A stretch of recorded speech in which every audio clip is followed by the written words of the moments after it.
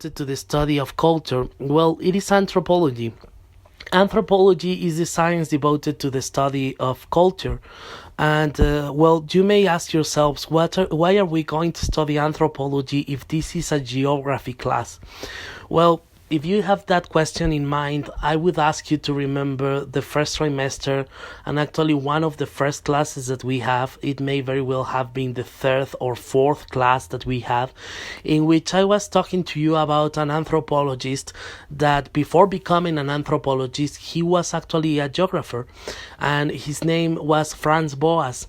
And I told you that Franz Boas was writing by the end of the 19th century, and in the 19th century Franz Boas was saying that nobody saw the point on having geography as a science anymore. Why? Because geography studies animals, yes, but biology studies animals.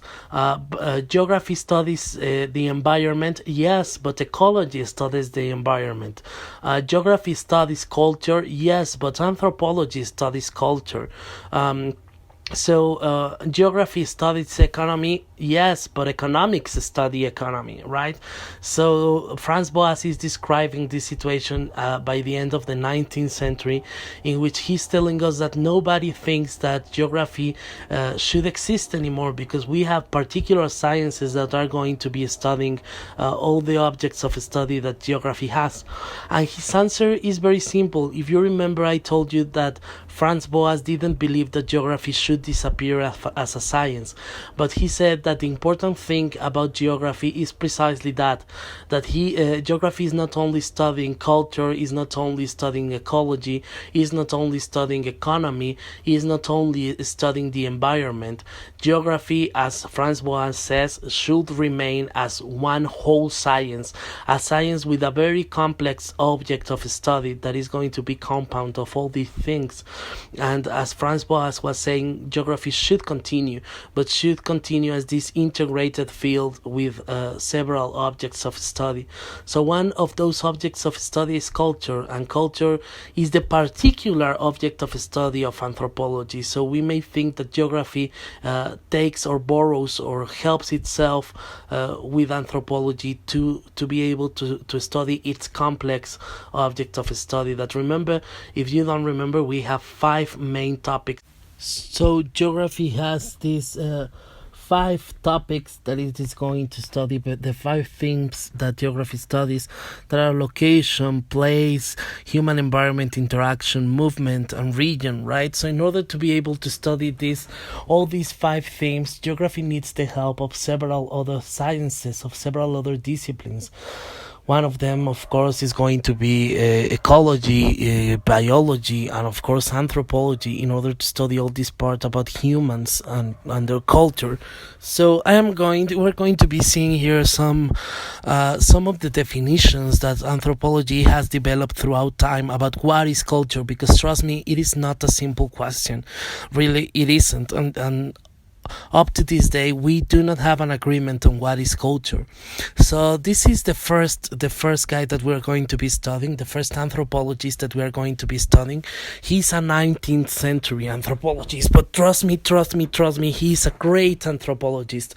I really enjoy reading his books, and actually we have read some of his books in class. I don't know if you remember when we were using the example of an anthropologist, a British anthropologist that came to Mexico and reported all these Aztec dances that we have nowadays in the center of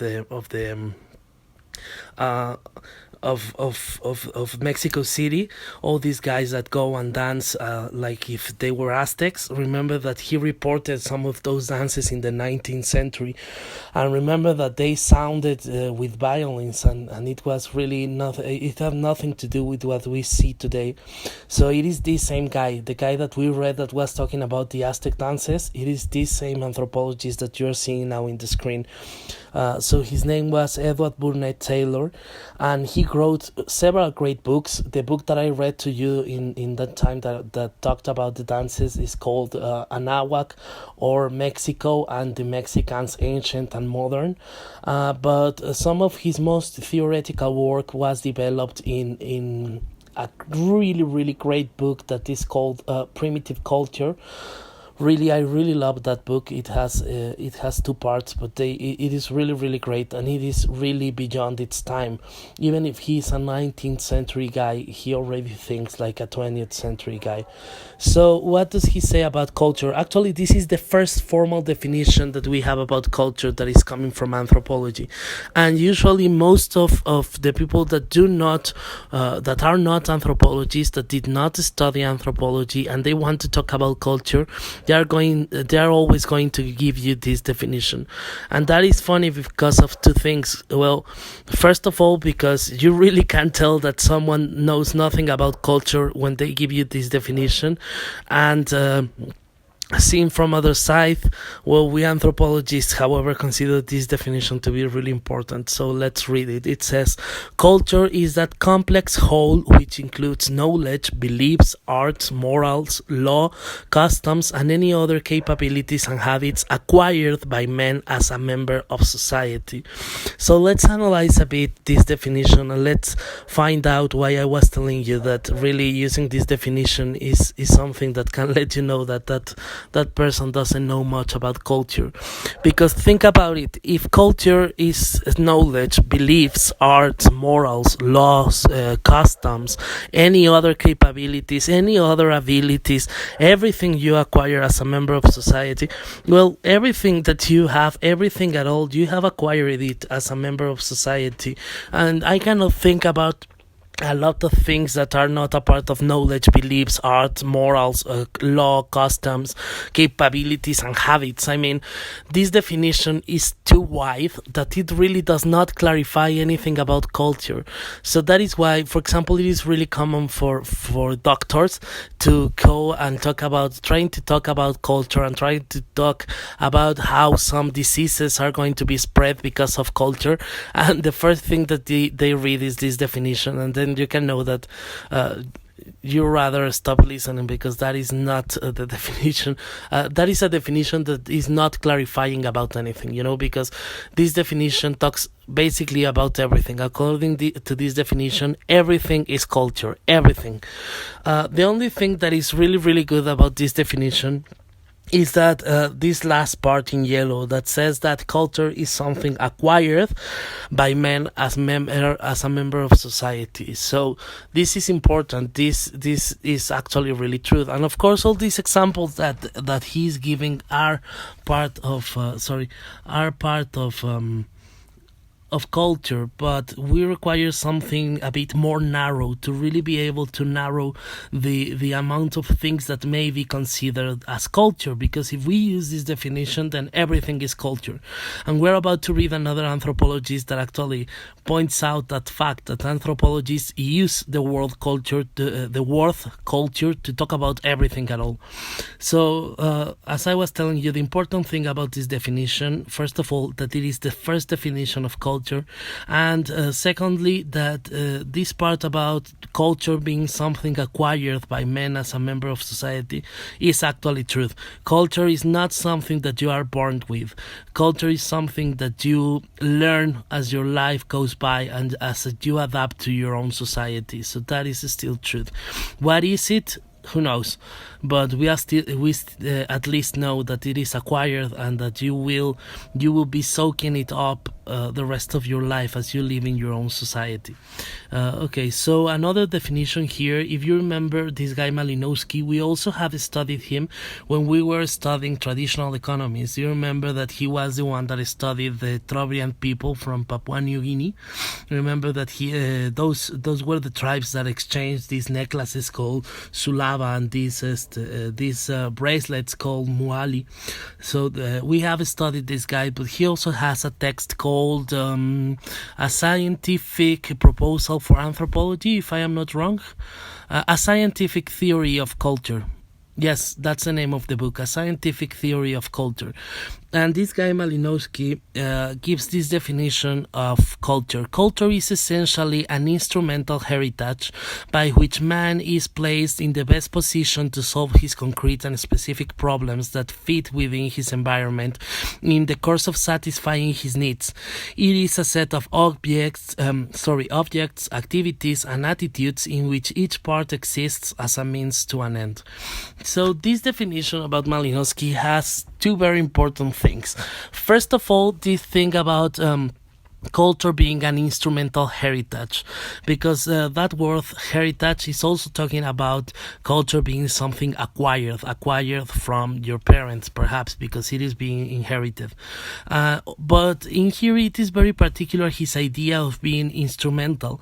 In order to understand Malinowski's definition on culture, you have to understand that, or you have to know that Malinowski really thought that culture was something of a tool that was developed throughout the evolution of man that will allow him to survive. And that is the important thing for Malinowski, that culture is that thing that allowed the human race to survive and to evolve and to develop. So that is why it says in here that it allows men to solve specific problems, and the specific problem that for him is going to require to be solved is survival. Culture, first of all, needs to guarantee survival by this thing that says over here again, that is satisfying the needs. By satisfying the needs of the population of the human group, Malinowski is going to think that culture is going to ensure survival. So without culture, we cannot ensure survival, and then men would be dead. So for Malinowski, that is the whole idea of culture, that everything, these objects, these activities, these attitudes are mainly going to be directed towards survival, and towards survivals by the means of satisfying the needs that we require. For example, the need of food, the need of company, the need of knowledge, perhaps the need of tools. All those are needs. So culture is going to be satisfying those needs, and by satisfying those needs is going to allow men to survive. And that is the point of Malinowski. He's trying to be like really Darwin-like, right? He's trying to be like really talking from biology, from the biologist's point of view. Now we have this great anthropology. This is perhaps, yes, I have to say it. He is my favorite anthropologist of all times, and that is Alfred Reginald Radcliffe Brown. He's great. He's this guy that, as I was telling you, that is always going to be criticizing how anthropologists use the word culture, the word culture, trying to talk about anything at all. Why are you sitting like that? Well, that's culture. Why did you sneeze? That's culture. So, according to Radcliffe Brown is one of these anthropologists that says every time an anthropologist doesn't know what to answer, he's going to just come with this easy solution that is going to be saying that's culture. So he doesn't have to bother with thinking things too much. He just is going to be saying culture for everything. So his own idea of culture is as follows. Anthropologists use the word culture in many different ways. It is in its common meaning, culture refers to a process in which a person acquires knowledge, ideas, tastes, beliefs, feelings through contact with other people. So this definition is really, really good, because again, it is telling us that culture is something that you acquire, yes, and that you are going to acquire it because you are going to be a member of a certain social group. So by having contact with these other people from that social group, you're going to acquire these knowledges, these ideas, these my tongue is lazy today. Tastes, beliefs, feelings, etc. Right? So yes, it is a nice definition, but the thing that I would underline the most of Radcliffe Brown is the thing about that anthropologists really have to be careful in how they use the word culture, because we are used to answer culture to any question that is asked to us as anthropologists. I am an anthropologist, by the way. I am an anthropologist with a major in ethnohistory, so that's why I really know about these topics.